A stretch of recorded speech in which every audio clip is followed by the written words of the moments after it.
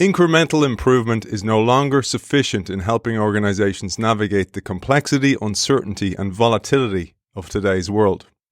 Our guest today explores how to create non-linear, dramatic change in organizations. He explores the emerging science of change that teaches us about how to build organizations from businesses to governments that change and adapt rapidly. He is author of 21 books, 12 of which have been bestsellers and 13 of which have been honored on lists of best business books or management books of the year. It is a great pleasure to welcome the author of Change, How Organizations Achieve Hard-to-Imagine Results in Uncertain and Volatile Times. He is a legend in the field of change.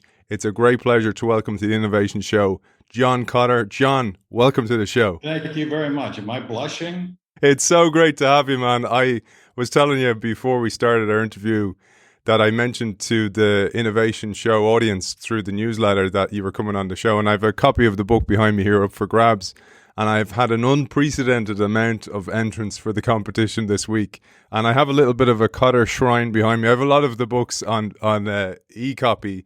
Unfortunately, otherwise I'd have them everywhere behind me because 21 books is an amazing achievement. I thought maybe we just break the news. You've had some amazing news, and I'm so grateful that you've honored our engagement of this interview in the midst of this amazing news that you've had. Just let's tell our audience about this. Change is in the Kotter household. Oh, yes. At 2:30 approximately this morning, my daughter had her first child, and I had my first grandchild, 6 pounds, 9 ounces, a healthy baby boy, mother and child and hubby all look terrific. It's fantastic news, and congratulations, first grandchild as well for you, John. I was going to say to you, I have a subtle little thing that I do for every show. I wear a little pin that is a subtle kind of nod to what the show is about, but this one is as subtle as a bag of sledgehammers falling on your head from heaven. It says adapt or die. And I thought it was the ideal pin to wear for our episode together. I was thinking about, John, how to start the show, and I often think about how the great, I love when a superhero movie goes into the origin story of how the superhero became the superhero. And now that I have you, and it's such a great honor to have you, I'd love to hear the John Kotter origin story, how you got to where you are today, 21 books, amazing academic career, amazing career in the field. You've seen so much change in the field of change. I'd love if you gave a little bit of a background of how you got to where you are today. Let's don't go back to age 0, but very influential in my background story was my doctoral thesis, which I did at Harvard after I attended MIT for a bachelor's and a master's in science. And I studied big city mayors who were in office in the late 1960s, which was a very tumultuous and difficult period in the United States for cities.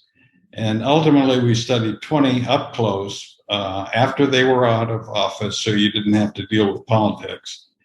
The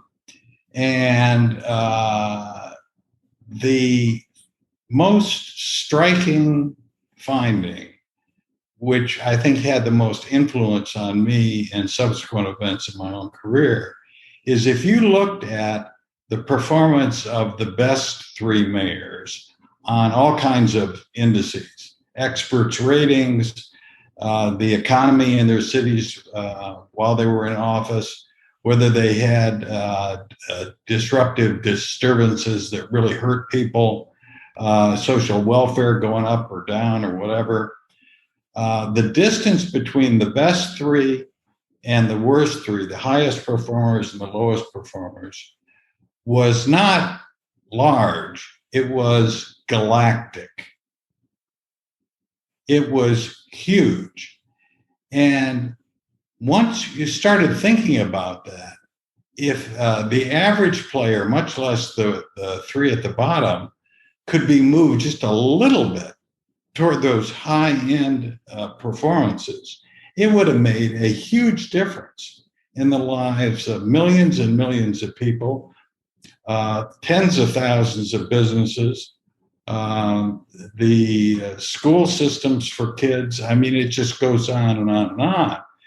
And I think I walked away from that more than ever interested in how in the world can we help organizations, public and private, make non-incremental, make some significant jumps in how well they're doing.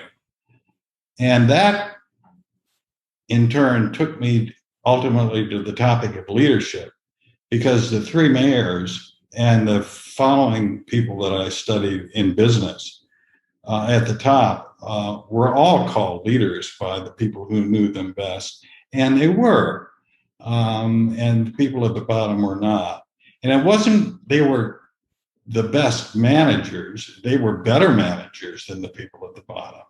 But where they were stellar was leadership. It's the actually working with people to come up with some kind of a vision for where the city ought to go, and talking about it and communicating it enough to get people to buy into it, and creating conditions that would actually energize and mobilize people to make things happen. So it wasn't a mayor by himself kind of micromanaging or just managing a bureaucracy. They had hundreds of thousands of people in their cities, if you will, working on a similar agenda and making a difference. And then leadership took me to change, because I asked, okay, what fundamentally are these leaders doing? And they were helping their businesses or their cities or their governments or whatever adapt to a changing world. And the first study that we did on that was fascinating, which is we asked ourselves, there's an expression I've heard since I was young: the only thing that doesn't change is change. The implication being that change has always been with us, and it's always been kind of at the same level. Well, we measured that, and we said, no, change is going like this. The number of strategic initiatives that you find in businesses that require significant change, not just a little adjustment here or there, we're going up and up and up. And that is what we've been focusing on ever since, because that trend takes us right through to today. You're seeing more changes, faster changes, more volatile changes, more disruptive changes now than 10 years ago, a lot more than 20 years ago. And it makes all the difference in the world in how well organizations perform, how well they can adjust to that, adapt to that, get ahead of that, take advantage of that. And ultimately, when they do, it can, like in the case of my mayors, have a real impact on lots of our fellow human beings. And it's very exciting to study that and to help people. Innovation always happens at the intersections. And I love that, because you used the term diversity and diversity of thinking in the people that you've studied. And I always think about you, for example, in your background, you did that work on mayors, you went on and you worked in academia, but then you added a new intersection. You were like a living Venn diagram, the middle of the Venn diagram, where you put it into practice. And now it's culminated with your organization, Kotter, Inc. And that's where this latest manuscript sprung from, because in Kotter, Inc., you did a study, and that was deeply understanding the changes in brain science, which has changed dramatically in the last 2 decades. I'd love if we shared this as well, because this was a real turning point in this book, I suppose, that really gave it a different flavor and a different lens. Exactly. 12 years ago, we decided when all my colleagues were retiring that we'd start a business to try to take what we had learned over the decades and what we continued to learn, and produce the best advisory service in the world on it. As a part of that, we decided from the beginning that we were going to actually do research in the business. Consulting firms say they do research, but it's really marketing. And I don't, that sounds snippy, snarky. And so I apologize. But that is true. Most consulting firms, when they write, it's a marketing thing. And we decided, no, we know a lot about research. So 5 years ago, 4 years ago, one of my colleagues walks into our whiteboard room in our Cambridge office here in Boston and said, John, I had this fascinating experience last week. I said, really, Russell, tell me about it. And he said, I was giving a speech to a bunch of executives at, I think it was Citicorp, but I'm not positive. And he says, in it, I dropped in some of the things I was reading about brain science and about what we're learning these days about the brain. And he said, maybe only 7, 8, 9, 10 minutes, an hour and a half speech. And he said, when I talked about that, people literally, you could see them paying more attention to what I was saying. They were leaning forward more. And I said, well, that is interesting. So tell me what you were reading. That led to us putting together a group of 5 people, 4 of whom were in the Boston office. One had to be brought in virtually. And we decided to look over what the brain science people were doing and had done over the last 20 years or so. And with a particular eye toward does this tell us anything really, really, really important about what we care about, which is improving organizational performance and helping companies change in even transformational ways to adapt and take advantage of opportunities. And we concluded, yes, okay, they really are beginning to find some things. And we devised our own model, which I then ran by all the brain science people saying, have I got this right?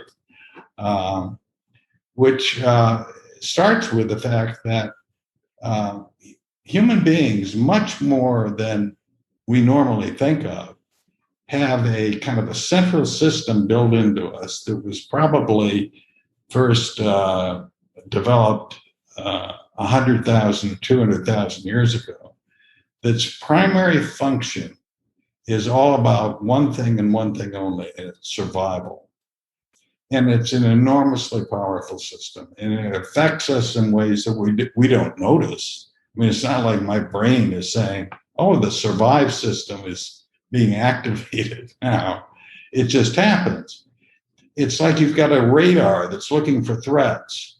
And when the radar sees a threat, chemicals go out, blood increases to muscles. We go into a fight or flight, type of thing where our mind focuses like a laser on the threat.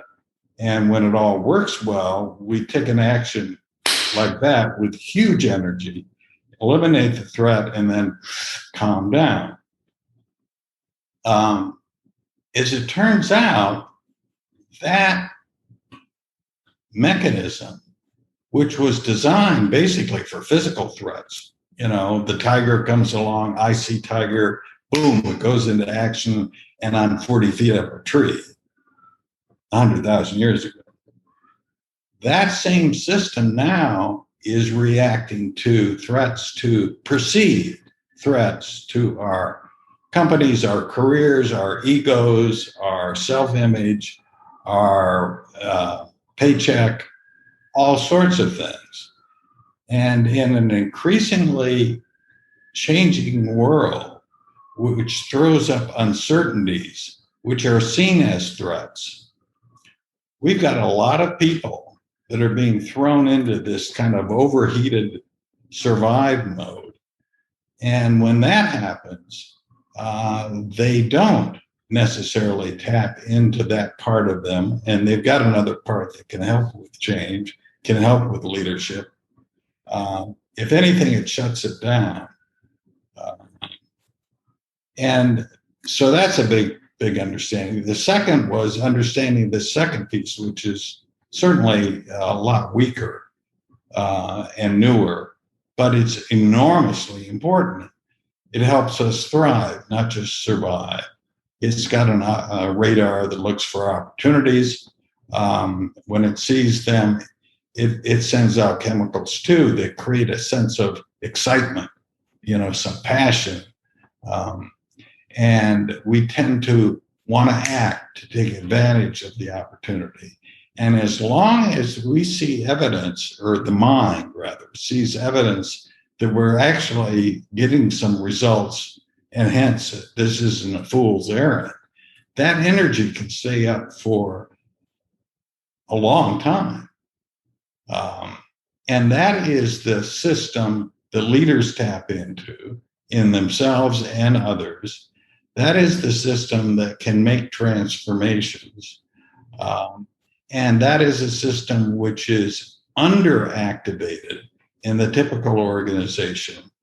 And it makes all the difference in the world when you're talking about performance in a rapidly changing world.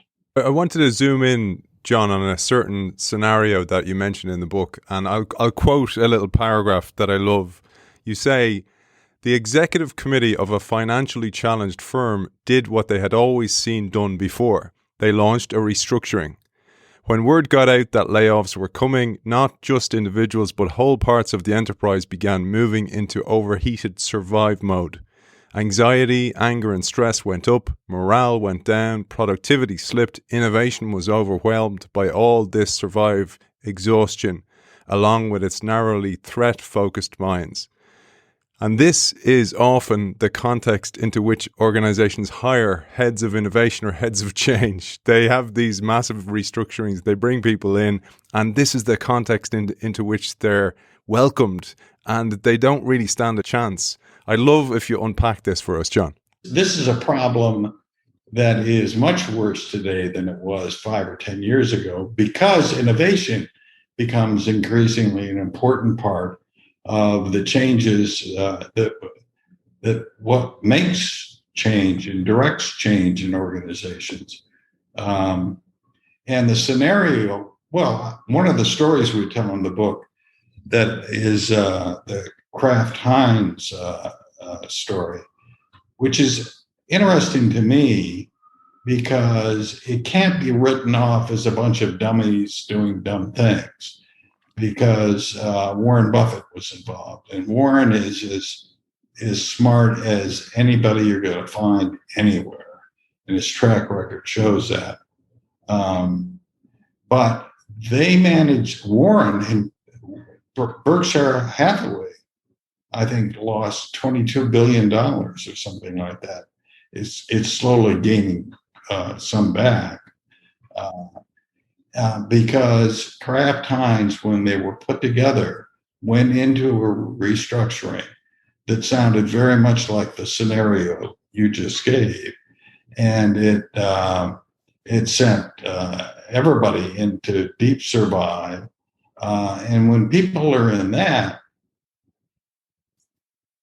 what they needed is, in a changing consumer food marketplace, they needed innovation. That's where the growth was coming from. It wasn't coming from selling more ketchup. It was coming from more healthy foods and more international blends of foods, and innovation. And they tried. I'm sure they had people who were assigned to be the product innovators.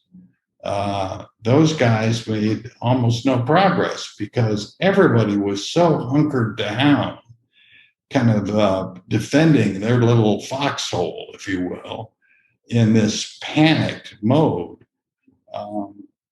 And as a result, they couldn't execute much of anything, much less innovate anything. Some small competitors in particular took away market share. They cut out a lot of costs, which made things put people even more into a survive mode.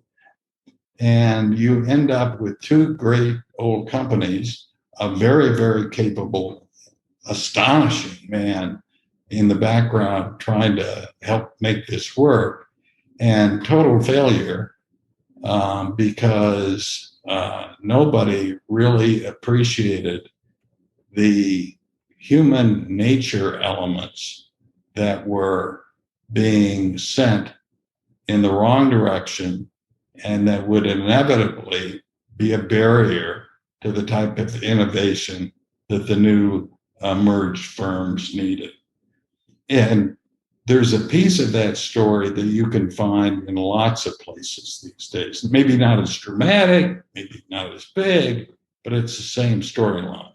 The whole second part of the book for our audience, those of you who don't win the copy, get out and get their copy, because John goes through lots of different scenarios of change. I'll just give you an example because we're not going to get through them all. There's accelerating strategy execution, there's digital transformation, there's restructuring, there's M&A, there's revitalization of culture, there's creating sustainability and change and social change. But just because you mentioned Kraft Heinz, John, I'm going to jump ahead to something that you mentioned in M&A, because this really jumped out at me. You said managerial mindsets, metrics, and analytics dominate in these scenarios of mergers and acquisitions.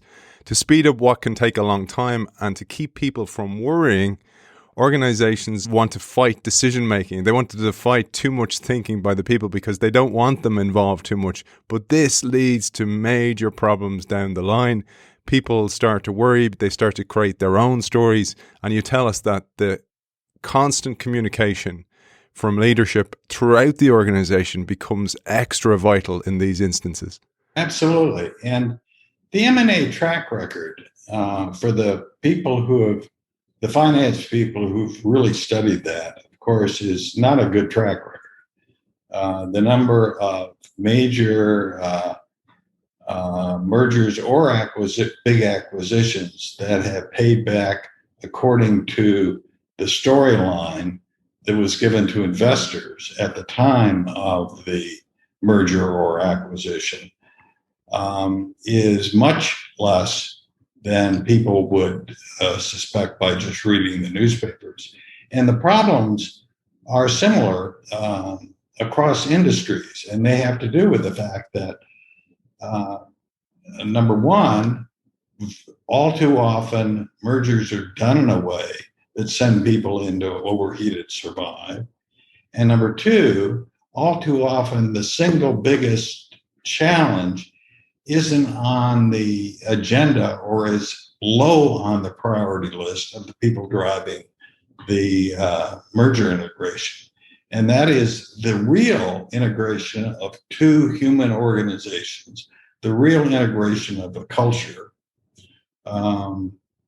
And that requires, again, tons of communication. It requires some vision of what this new culture is all about, and a lot of action, not just words, that are demonstrating that there is a real benefit to putting these two pieces together.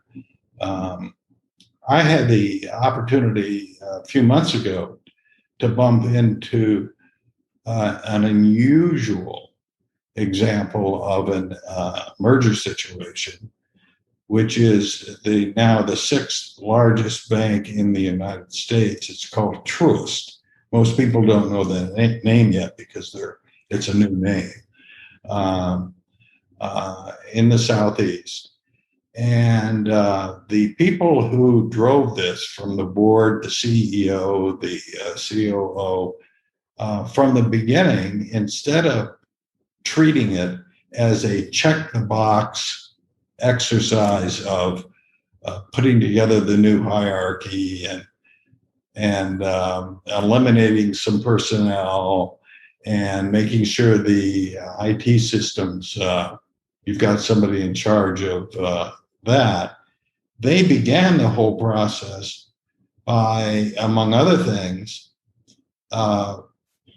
putting together a new board that included everybody from both the other boards, which nobody ever does, And by talking endlessly that this was going to be a real merger of equals, where they drew upon the strengths of both to create something truly outstanding. And from the beginning, they talked about purpose, talk about something that's not analytical and numbers driven in finance. Purpose, purpose, purpose from the start. And 2 months into this, they got hit with COVID, which could easily have crashed the whole thing because face-to-face communication becomes more difficult, if not impossible. And yet, with this mindset of the psychology behind it all is as important as the economics, that we really do have to win over the hearts and minds of both sets of people and create a new team. That thinking in terms of what is the purpose of all of this, and by the way, the purpose is not maximizing how much profit we can make in the short term to pay off a few investors. It's broader than that. And in communicating a lot, CEO holding regular kind of leadership sessions in which, among other things, one of which I was the invited guest to talk about the new book, of which he incredibly bought almost 28,000 copies. Nice, John. That's Which nice. You got to give me his number, man. He gave the book to more than half of his employees. A number of execs I know who would ever even think about that, no matter the book. I mean, why would you do that? But what he's signaling is these people are all important, and we all need to be talking about the same messages. That's how we create a new single entity that is a new single culture and something that is stronger than the two pieces that we put together in a merger. One of the things that dawned on me as I read the book was the tension of opposites or duality that exists, and old and new, chaos and order, survive and thrive throughout the book. And this emerges again with mergers and acquisitions, because I thought about here, the visual image I created was, if you have a dominant color mixed with another color, it dominates. And this happens sometimes in organizations. And say, for example, it's an acquisition of a startup. Oftentimes the existing hierarchical organization dominates and takes over the culture when that's not necessarily the right thing. And you talk here about survive and thrive are both necessary.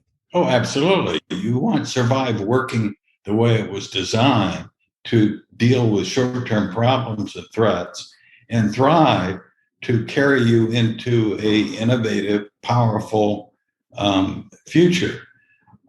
The problem you were referring to, which is big companies buying small, innovative companies. I remember when I first saw that decades ago, and it blew my mind. Big company buys this very, very innovative, a smaller company, younger company, for a high multiple, and basically brings it in and says, guys, we're so glad to have you here. Kill them all. I mean, it's mind-boggling. And what it was is the mothership, the bigger old piece, did nothing to worry about turnover in the new young organization, who looked at the big old new mothership and said, this is a bureaucratic, uninnovative nightmare. So you get good people fleeing, as fast as they can get out the doors. And they literally punished others because they wouldn't adopt their policies. And the number of times that I've seen this happen over the years is, I mean, the social and economic cost of that is preposterous. And it's not necessary. It is possible to take something that is older and more formal and bureaucratic and something that is younger and more innovative and looser and integrate them together in a way that makes them both stronger, gives one scale and gives the other innovation. But that is not the norm today at all. Part two, you go through all these different areas of change. One of them is strategic execution itself. And you give a brief history here of execution, but also the changes that are needed in strategy execution. There's a quote here that I couldn't resist sharing. It goes as follows: strategic planning is very much a management-centric activity, not a leadership-centric activity. Thus, it is built on processes designed primarily for reliability and efficiency. As the science of change would predict, it is therefore increasingly incapable of inducing sufficient speed, agility, smart adaptation, and real results that more and more people and institutions need. That absolutely nails the concept here. I'd love if you would expand on this. I can still remember driving back with my wife from our place up in New Hampshire on a lake a few years ago, and having a telephone conversation through the car system with a guy who worked for a huge bank, not in the United States, but outside the United States. And he has read something that I've recently written and is just going on, and he's in the strategy group. And he's going on and on about, it's insane the way we do strategy.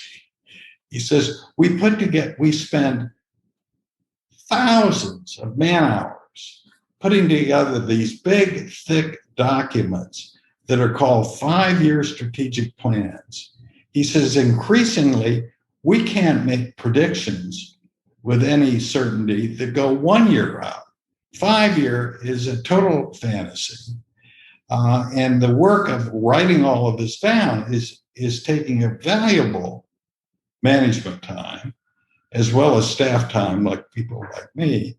And yet we're caught in this is the way we've always done it, and we can't break out of it cycle, and it's going to kill us. And without naming the bank, which I'm not going to do, it didn't kill him, but it came close. It came close. Strategic planning, remember, goes back to the 60s or 70s. And the 60s and 70s were a much slower moving, less volatile world in which innovation was much less needed in most industries than today. The difference in 50 or 60 years is huge. So it grew up in an environment that was more predictable, less changing, et cetera, in which you could. It was kind of useful to force people to think ahead and not just about this quarter. And the primary managerial function in businesses was management anyway. Most people, that's their job. It's not leadership. Management is something that was not invented 2 millennia ago. It was invented after the Civil War in the United States. The first business school didn't exist until the 1880s, anywhere on Earth. Okay, first university goes back to about 1050.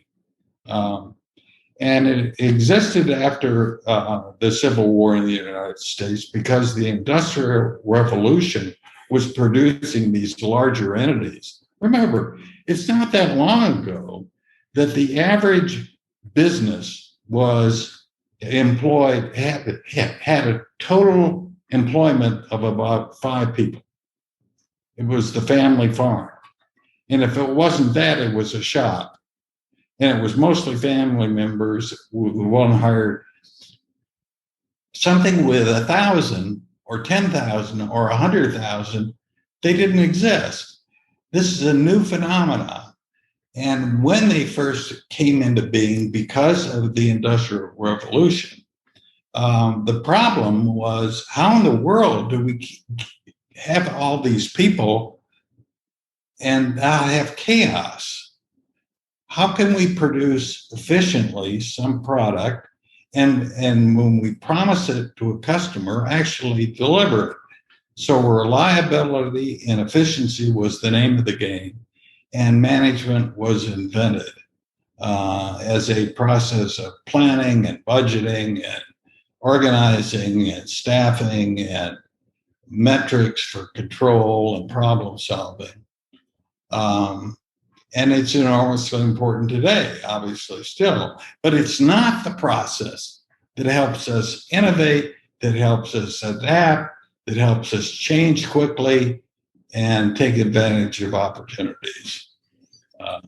And that is a problem in most firms in the strategy process right now today. And it's got to change. I do a lot of work with organizations on visioning or their strategy, etc. And there's always huge resistance to including more people because it complicates things, and it does. It slows it down, absolutely. But really what all you're doing is kicking the can down the road. It's not going to stick because people don't buy into something they didn't create. They weren't involved in it. They weren't consulted. And you give the great example here of Agile. Say, for example, it's a website. And in the old world, you used to get a web developer to go off and then come back to the marketing team and go, ta-da, and they go, oh, that's not what we wanted. But now Agile development suggests you have all those people in the room, and strategy or vision is exactly the same thing. There's a tendency for, still in the strategy process, for the executive committee and a small staff group, a very small number of people, to develop it and then, quote, communicate it down the hierarchy, where it hits people who are going, wait a minute. I can see 7 things that are wrong with this because these guys don't know my business. They don't know my problems. They don't know my opportunities. So I drag my feet or I unconsciously sabotage it, unconsciously, not consciously. And this happens all the time these days. And there is a solution, and it's the one you said, which is to get more people into it, more data into it, more hearts as well as minds into it from the beginning. And what we've learned is the argument against it was exactly the one you said, that doing this will simply, the number one argument, there were others, it'll slow us down too much. And you're telling me, Kotter, that we have to speed up. And now you're showing me something that's going to slow us down. Well, what we discovered is no. If you do it in a very kind of management way of appointing committees and allowing committees all over the place to do things and then having to have committees meeting with committees and the like, it takes forever. But you don't have to do that. You can get a lot of people involved simply by through more informal means and make it clear we have to do this in a way that is timely and fast and smart. But the notion of diverse many is the term we use. Diverse many not only can come up with a better strategy through all the information and creativity that comes with diversity, but it can execute the strategy faster because so many people were involved, understand it, believe in it, have some emotional attachment to it, and are willing to run with it. you give an example, the tale of two healthcare companies, one that focused on survive and the other one that's focused on thrive. Whether they call it that or not, that's what they did. But it was really interesting. I thought that something every change maker, every head of innovation, lots of CEOs will have experienced is negative power from people. So they can be nodding on the outside, but inside vehemently disagreeing with you and drag things back and kill it. And, we talk often, as you do in the book, about the middle management trap, not getting through that layer of rock, of magma that often blocks things. But you gave this example that when change initially happens, you get this kind of stall points. You get these points where maybe we didn't hit the quarter, maybe we didn't make it that month. And then those kind of naysayers start popping their head up and kind of going, I told you it wouldn't work. And again, like you do in so many of your works, so many of your books, it's backed up by research. You give us some solutions to this. I can still remember being in our whiteboard room at our Cambridge office, and we had a client in, and they had made some significant progress, but they were going into a stall, and they were being criticized, the team that was driving this, just the way that you articulated it. Wait a minute, the stock price is not going up, it's flat. The profitability last quarter did not go up as per predictions. This whole process you created, it seems awfully complex, blah, blah, blah, blah. And they're kind of saying to us, what do we do? And I can remember going up to the whiteboard and doing this diagram for them, saying, let's write down what you've been doing. And over here, I'm going to write down these results so far, but I've got a big space in between. I said, let's try to complete the diagram. What you're doing right now, if it's working, what are some early indicators of it working? Forget about the ultimate results we want for a second. Look at early indicators, and we wrote those down. And then some indicators after that, then results. So we came back to the early indicators, and I said, what does the data look like for these? And those were all going the right direction. And of course, the light bulb eventually comes on that it takes time to get those end results. But what you need to pay real attention to is the early indicators. Measure them. Are they going up as predicted by your actions? And if they are, that can give you both the ammunition to shoot down the naysayers, but also it gives you the self-confidence that you're really on the right track. And that meeting ended, I can still remember, with an energized group that was determined now to go back. And they did some amazing things over the next couple of years. Absolutely amazing. John, I thought about how those, like you go back to the brain science again, you mentioned this earlier on, those small wins are so important. On this show, we've done episodes with the great BJ Fogg, for example, on tiny habits, the Stanford professor. And one of the reasons I did that is this is organizational habit you're trying to create. My son is, he's just 11. And I told him about this, set the bar low enough to achieve. For example, every time he's waiting for his computer to boot up, he'll do a few press-ups and then he'll celebrate those press-ups, and it's the exact same thing. These little wins that over time become the norm. And what's often missing, and I'm sure you see this, is leadership. You said, firstly, spotting them for themselves, but then sharing that back to the organization. And I often think about that expression that not saying thanks is like buying a gift for somebody, wrapping it and never giving it to them. And this is what happens in organizations. From the time that we first found the importance of these short-term wins, at that time, I did not appreciate as much as I do today how important it is to celebrate them and communicate that out. A lot of people will say the comeback from execs is, it's not that big a deal. People ought to be able to do that.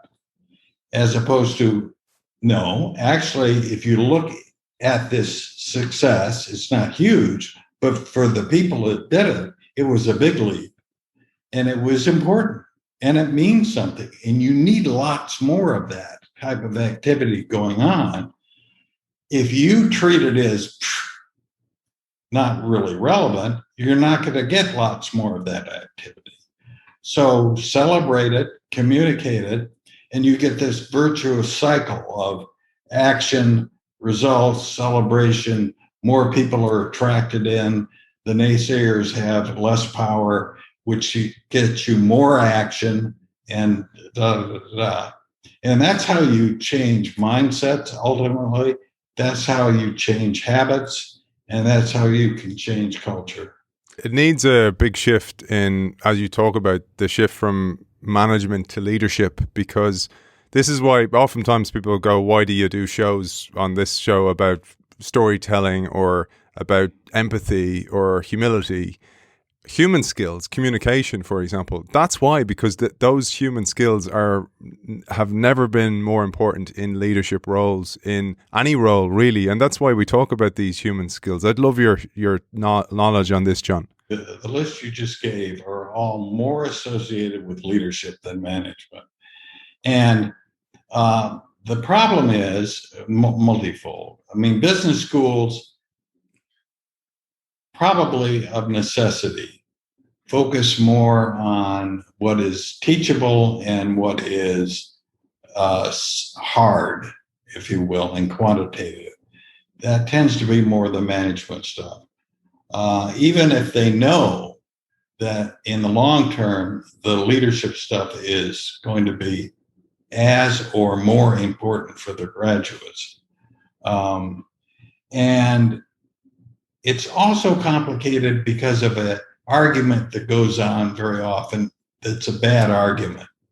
It's the people who are interested, for example, and are doing what you're doing, talking about communication and empathy, and who implicitly say, that's what's important. All of this managerial stuff, we got to replace managers with leaders.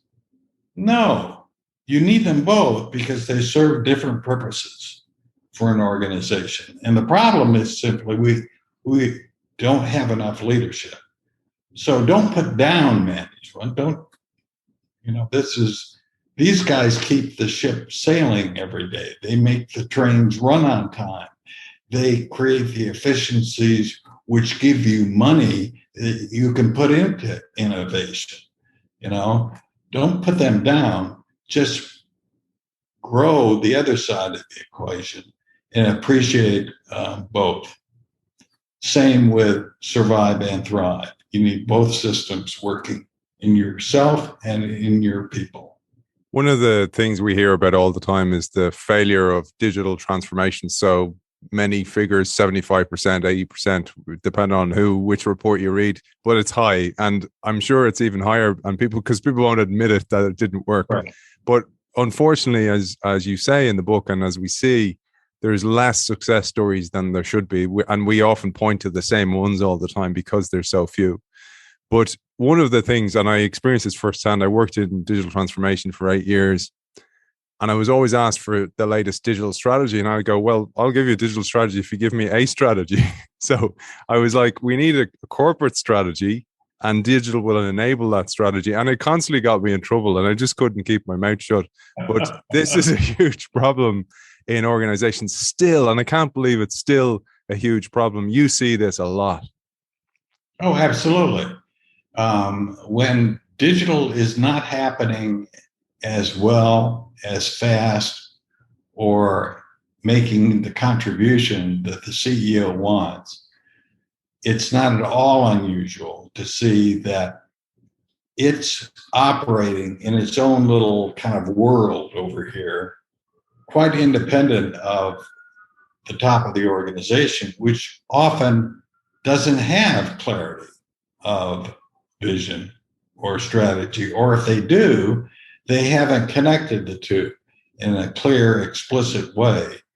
Because, I mean, digital transformation is one way to help your organize leap into the future and perform better and thrive. It isn't a thing by itself. It's a mechanism to help the business do better. But to make it do better, you have to have some clarity about what is the business and where are your opportunities and where are you trying to drive the overall company. Then you could put the digital piece within that context and have it supported. The other big problem for digital, of course, is it's delegated to the digital guys, which tend to be a small subset of the overall players. And they create stuff that they think makes sense, but doesn't necessarily make any sense to the sales guys or to the finance guys. And then you get fights, or you get wasted meetings and slow time, and et cetera, et cetera. A good digital strategy has a lot of non-digital people helping from as early on as you can. We had a terrific experience with a public utility outside the United States that was going through a massive digital transformation and was running into all kinds of problems. Some of the executive committee, I'm sure, thought this is madness and we're never going to. And they were highly unionized. And believe it or not, in this day and age, the key union people still thought they were communists. So when we showed up, I think at our first meeting over there, not in the United States, they were boycotting us. Oh, thank you, guys. Yeah, I'm a friend. But the key thing that the team did was to say, look, this is a organizational transformation that you're really focusing on, not just a digital thing. This isn't just a techie thing. And you need to get as many people in this organization as possible into this somehow, helping with you, believing in it. And it starts with leadership on the executive committee. And what they achieved over a couple of years is mind-boggling. We had on our team a man who was very Italian, wonderful friend of mine, but he knows Italy very, very well. But he helps us out, and I can still remember Maurizio saying when we were reviewing the results of that engagement. I won't try to do an accent. I'll blow it. He's saying, this is not the way Italy works. It just doesn't. It never works this way. This is amazing. Well, no, it's the same stuff based on a emerging science of change of what is possible in any culture. And what we need for nations and companies everywhere. John, one of the last things I thought we'd have time for is culture itself. And I'm not saying that just because culture is often brought out, and we all know the famous Peter Drucker line, culture eats strategy for breakfast. I'm mentioning it because you were one of the pioneers in research into culture, along with your colleague at the time in Harvard Business School, Professor James Heskett. I'd love to share your findings because they are now more relevant than ever before. They're more important than ever before. And this goes right back to your book, Corporate Culture and Performance. The first book that really was a bestseller on the topic of corporate culture came out in 1982, and it caught my attention. But the basic theme was that companies that performed well had, quote, strong cultures. That is to say, lots of people operated with the same norms based on the same implicit shared values about what was good and what was bad. So we tested that out with a group of something like, 300 companies, and then a subgroup of 25 companies. And what we found is, well, there is a positive correlation between strength of culture, how much we all kind of do it the same way, if you will, and performance, but it's weak. And it's because it's possible to have strong, stupid cultures. That's very condescending, and I apologize. It's true. There's lots of people nodding, listening, John. And so we said, okay, second study is we found the more the culture and the strategy actually kind of fit together, the higher the probability that the strategy would be executed. But the problem with that is, in a changing world, you have to change strategies, and culture is still back in the old form, and it holds you back. And so we finally came up with what you need is an adaptive culture, which had two characteristics. One is people really did value highly all the main constituencies. So customers, employees, and investors. They really thought it was their job to serve those people. And second, they believed that when they saw those people were not being served well, no matter where they were in the hierarchy, even if they weren't at the top, they had permission to take action to do something about it. Basically, to lead from the middle or even the lower levels of the firm.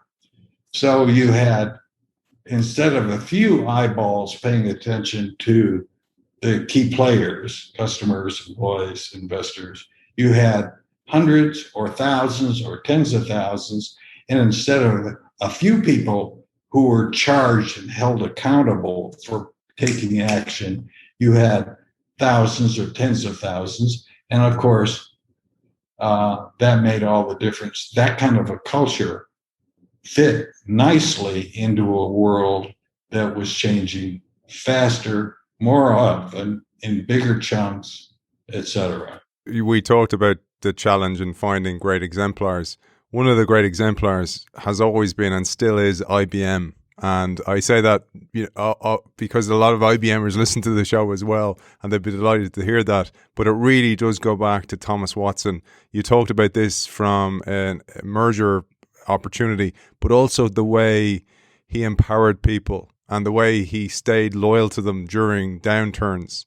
This really engendered a really positive culture. Absolutely. And he was in the Peters and Waterman study that came out under the title In Search of Excellence.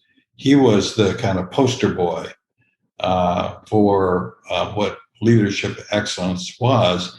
And if you look at what he focused on, it wasn't just the finances. I mean, he was very much paying attention to giving good rates of return to investors, but his focus on the customers in a way that was obsessive, and a focus on his employees at a time where nobody did that. Employees were hired and fired back in the 1920s and 1930s with little thought given to the long-term implications of that or the impact on their lives. Not Watson. He did it all. And you're right, he created the first global technology company through that. Amazing. Because he stayed loyal, they had built up this knowledge and they'd built up R&D, etc. So when, for example, you mentioned a big government contract came up, they just got it by a mile because they had everything ready to go. I say that to say, because you studied culture, oftentimes a new leader comes in. So my background, sport, I played sport for a decade, professional sport, and oftentimes a new coach comes in and they're expected to wave a magic wand and all of a sudden change the culture of a team. It's the same thing for an organization. It takes time, and you do recognize this as well. Absolutely.